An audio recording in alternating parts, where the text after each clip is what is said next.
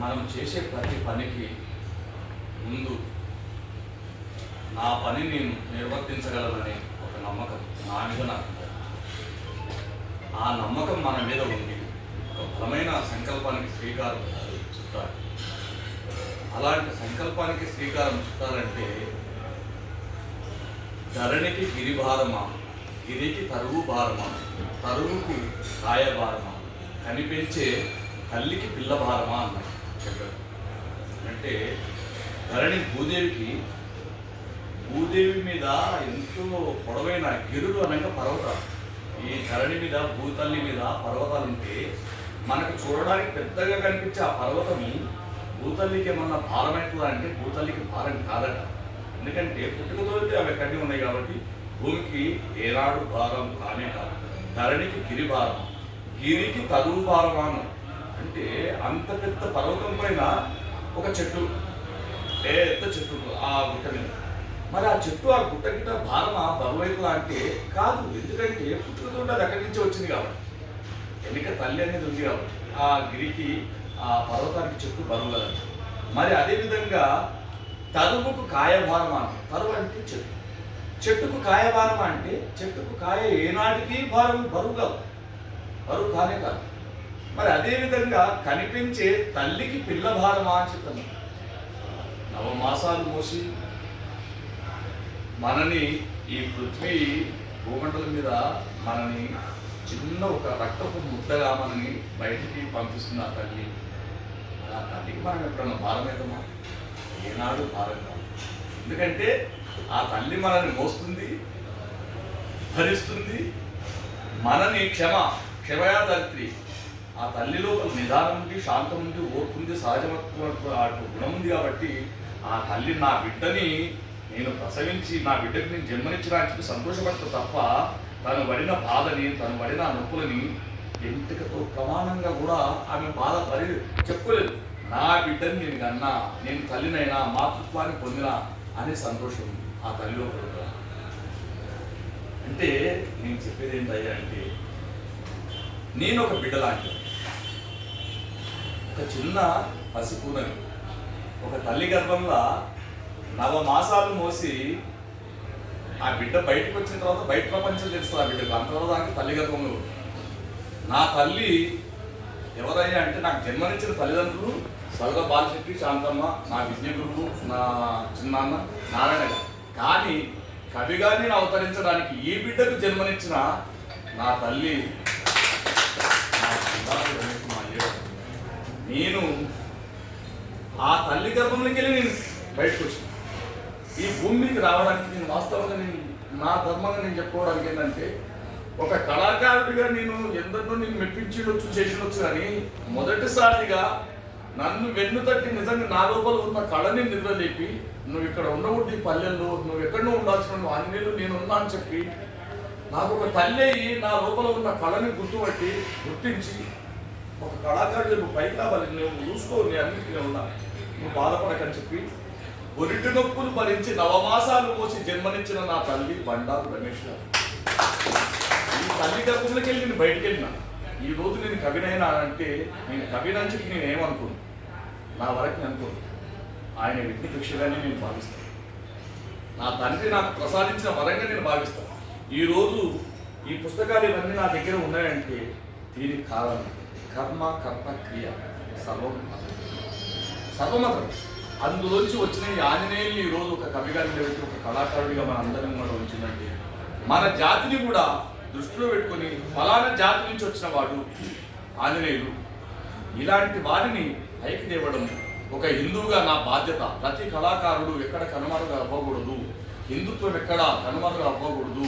మన సంస్కృతి సంప్రదాయాలు ప్రతి ఒక్కటి దృష్టిలో పెట్టుకొని ఇంతకుముందు కూడా మహానుభావుడు ఇలాంటి కార్యక్రమాలు ఎన్నో చేస్తూ సాంస్కృతిక కార్యక్రమాలు మన సంప్రదాయాలు నిలబెట్టు హిందూ సాంప్రదాయాలు సాంస్కృతిక కార్యక్రమాలు చేస్తూ మరి అందులో భాగంగానే దాదాపు దశాబ్దంన్నర అంటే 15.5 సంవత్సరాల క్రితమే షాద్నగర్ లోపల జిల్లా మహబూబ్నగర్ జిల్లా, అప్పుడు మనం మహబూబ్నగర్ జిల్లా పోటీలు భజనల పోటీలు ఏర్పాటు చేసి వాసవి కన్యకా పరమేశ్వరి దేవాలయం రైల్వే స్టేషన్ వెనకాల అక్కడ అయ్యగారు ఈ భజనల పోటీలు ఏర్పాటు చేస్తే నన్ను ఆ భజనల పోటీలకు ఆహ్వానించిన అప్పటికి మాకు సంబంధం లేదు, ఎలాంటి పరిచయం లేదు అయ్యగారికి. నాకు ఎలాంటి పరిచయం లేని ఆ సమయంలో జియోన్ పబ్లిక్ స్కూల్ ప్రిన్సిపల్ గారు గౌరవనీయులైన శ్రీనివాస్ రెడ్డి గారు, గౌరవనీయులు, వారికి నాకు కొంచెం ఉన్న పరిచయంతో నన్ను ఆహ్వానించిన ఆంజనేయులు గారు, ఈరోజు జరుగుతున్న ఈ కార్యక్రమానికి మీరు రావాలి, తప్పకుండా మీరు ఈ భజనల కార్యక్రమంలో పాల్గొని ఒక 20 నిమిషాల పాటు మీకు సమయం ఇస్తూ చేయండి. బొబ్బిలి యుద్ధము అని ఒక జానపద కథను ఉంది, దాన్ని మీరు ఆసక్తికరంగా వ్యక్తి కట్టించాలని చెప్పాను. సరే మంచిది, మహాభాగ్యం అని చెప్పి అక్కడికి నేను వెళ్ళడం జరిగింది. వెళ్ళిన తర్వాత అయ్యగారికి నాకు అప్పటికి ఏమీ పరిచయం, అది నడిపిస్తున్నది ఎవరయ్యా అంటే అయ్యగారు అని చెప్పి తెలిసింది. కానీ అయ్యగారు ఎవరో నాకు తెలియదు. నేను కేవలం ఒక కళాకారుడిగా పోయినా. కానీ అప్పటికి అంత పెద్ద స్టేజీల మీద మాట్లాడడము, అంత పెద్ద స్టేజీల మీద నటించడము, పాడడము నాకు తెలియదు. అన్నగారు ఇంతకుముందు చెప్పినట్టు నేను పార్టీల పరంగా తెలుగుదేశం పార్టీ చిన్నప్పటి నుంచి అభిమానుని, ఆయనకు అన్నగారికి నేను జన్మతగా ఆయనకు అభిమాని. అయితే ఆ పార్టీ పరంగా మాట్లాడడం బాగా తెలుసు. అన్నగారికి చిన్నప్పటి నుంచి నన్ను ఏం చెప్తారంటే ప్రతి మీటింగ్ అంజనేయులు మాట్లాడేసే పద్యము పాటలు ఒక ఊరిని సంబంధించి ఒక జన సమూహాన్ని కదిలించాలంటే అది అలవర్చుకున్నా. కానీ పెద్ద స్టేజీల మీద కళాకారునిగా చేయడం మాత్రం నేను చేయలేదు. మరి ఆ రోజు యాదృచ్ఛికంగా జరిగిందా నా అదృష్టప్రాప్తమా? ఆ మహారాజు పెట్టిన అంత పెద్ద సభకు భజనల పోటీలల్లో 20 నిమిషాల సమయం నాకు కూడా దొరికింది. 20 నిమిషాల సమయం దొరికితే గౌరవనీయులు మా బావగారు యాదయ్య గారు ఆ రోజు నన్ను అక్కడ పంపించింది. నాగులపల్లికి వచ్చింది అవకాశం. నాగులపల్లికి అవకాశం వస్తే లేదు మేము ఎవరైతే బాగుండదు, ఫలానా వ్యక్తి అయితే బాగుంటుందని చెప్పి సదనాంజనేయులు మీరు వెళ్ళండి అని చెప్పి వెళ్ళడం జరిగింది.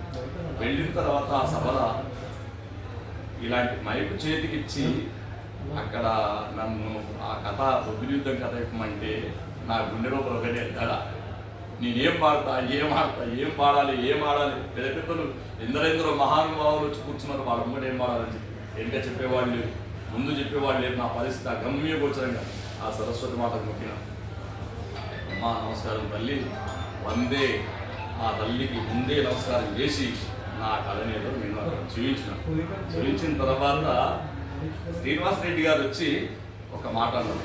ఆంజనేయులు అక్కడి నుంచి సభ్యులందరూ చాలామంది వస్తున్నారు, వాళ్ళకి స్వాగతం పలకాలి, మీకు ఇంతకుముందు సభల్లో మాట్లాడే అవకాశం బాగున్నట్ట ఆలోచన, మీరు మాట్లాడండి మైక్ తీసుకుని వాళ్ళకి స్వాగతం పలికి కలిసి మాట్లాడండి, చాలా సంతోషపడి అని చెప్పి మైక్ తీసుకుని వాళ్ళు మాట్లాడుతూ నేను ఏమన్నా ఉంటే ఏమండి ఒక చిన్న కోరిక, నేను ఈ కళల్లో ఇంత ప్రావీణ్యం సాధించడానికి నాకు అన్న నందమూరి తారక రామారావు బాగా నాకు ఆయనని నేను మార్గదర్శకంగా తీసుకున్నాను అంటే అయ్యగారికి అప్పటికి కూర్చున్నాడు, ఇంకా నాకు పరిచయం ఏమి లేదు, కూర్చున్నాడు నవ్వుతూ చూస్తున్నాడు అనుకో. సరే ఈ పిల్లవాడు ఏం మాట్లాడు చూద్దామని ఒక 2 మాటలు మాట్లాడతానని పర్వాలేదు మాట్లాడండి అని చెప్పాను. అదొక థాట్ నా ఒక ధైర్యం. అన్నగారి గురించి ఒక డైలాగ్ నేను చెప్పినా అంటే నాకు లేని బలం వస్తుంది ఆయన గురించి. అవకాశం ఇస్తే ఆనందేశ్వర కర్ణ సినిమాలోని ఒక 2-3 నిమిషాలది డైలాగ్. ఆ డైలాగ్ అక్కడ నేను పలికేసరికి అందరూ కూడా అప్పటిదాకా చప్పగా నడిచిన సభ ఏమైందంటే ఒక్కసారిగా కరతాళ ధ్వనులతోటి మారిపోయింది. అందరూ ఉత్తేజపడి అది మాట్లాడిన తర్వాత ఇక నేను నా కథ ఎందుకు నడిపిస్తుంటే మధ్యలో నేను మంచినీళ్ళు తాగాలని చెప్పి శ్రీనివాస్ రెడ్డి సార్ గారు వచ్చి ఆంజనేయులు మంచినీళ్ళు తాగండి, ముందు మంచినీళ్ళు తాగండి అని చెప్పారు. అంటే మా అయ్యగారు అక్కడ పక్కన కూర్చొని ఏమంటున్నాడు శ్రీనివాస్ రెడ్డి సార్ అంటే, రెడ్డి గారు ఆపకండి, ఆంజనేయులు మంచి వేడి మీద ఉన్నాడు, అదే వేడి మీద అక్కడ నడపండి కథ, ఇప్పుడు ఆపొద్దు, చల్లటి నీళ్ళు ఆపొద్దు, నాకు ఇప్పటికీ మాత్రం ఇన్ని సంవత్సరాలు అయ్యి. ఎందుకంటే నేను మా అయ్యగారి అభిమానాన్ని చూరుకున్న క్షణాలవి, మధురమైన క్షణాలు. వద్దు చల్లబడిపోతాడు, చల్లబడితే కుడుతుంది నడవని ఆంజనేయులు నడవని, నాకు చెమటలు ఇట్లా కాకపోతే నడవని ఆంజనేయులు అన్న. నేను ఈ మహానుభావుడు ఎవరు నన్ను చాలా ప్రోత్సహిస్తున్నాను అనుకున్నా. ఆ తండ్రి ఈరోజు నా తండ్రి అయితే నేను అసలు అనుకున్నా. ఆ కార్యక్రమం జయప్రదంగా ముగిసింది. 20 నిమిషాల సమయం అనుకున్న గంటన్నర సమయం నాకు అయిపోయింది. ఎక్కడ పోయిందో 20 నిమిషాల సమయం. సభ మొత్తం మాత్రం వీళ్ళు కేరింతారు, అంత ఉల్లాసవంతంగా జరిగింది. ఆ సభ లోపల అది పూర్తయిన తర్వాత అయ్యగారు పైకి స్టేజ్ పైకి వచ్చి నన్ను కూర్చోబెట్టి సన్మానించి ఒకే ఒక మాట, ఆంజనేయులు నేను ఈ సభ నడిపిస్తూ చేస్తున్నాను, నీవు చేసే ఈ కళని ఇంకా మరవకు, నువ్వు నడిపించు, నీకు ఏమి కావాలన్నా మీ పాత్రలకు కానీ మీ కళలకు కానీ మీకు ప్రోత్సహించడానికి అన్నింటినీ నేను ఏమి కావాలన్నా ప్రతి ఒక్కటి నేను ఇప్పిస్తాను.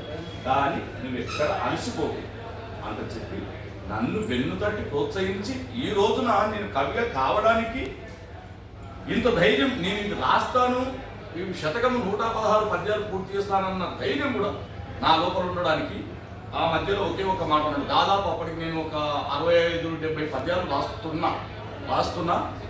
అయితే కొంతమంది విమర్శకులు, ఇందాక మా మిత్రులు కూడా చెప్పారు, కొంతమంది విమర్శకులు కూడా ఉంటారు. విమర్శకులు నన్ను ఏమన్నారు, ఈయన